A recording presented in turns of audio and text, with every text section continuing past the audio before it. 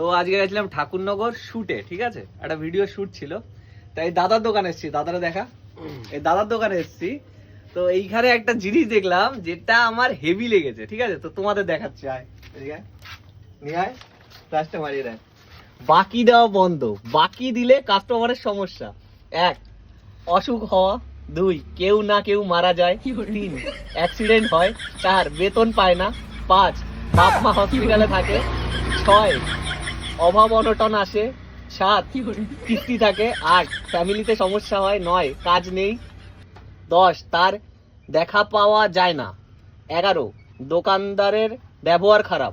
12, দোকানদার বাজে লোক, ইত্যাদি আর বহু সমস্যার সৃষ্টি হয়।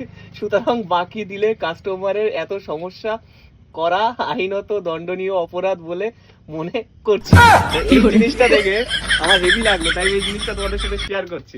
এটা কে লিখেছে দাদা? এই সমস্যা ভোগো, এই সমস্যায়। তো এটা কেমন লাগলো? আর যার যার দোকানে এরকম কাস্টমারের সমস্যা হয় এবং বাকি নাই, তারাও এটা লিখতে পারো।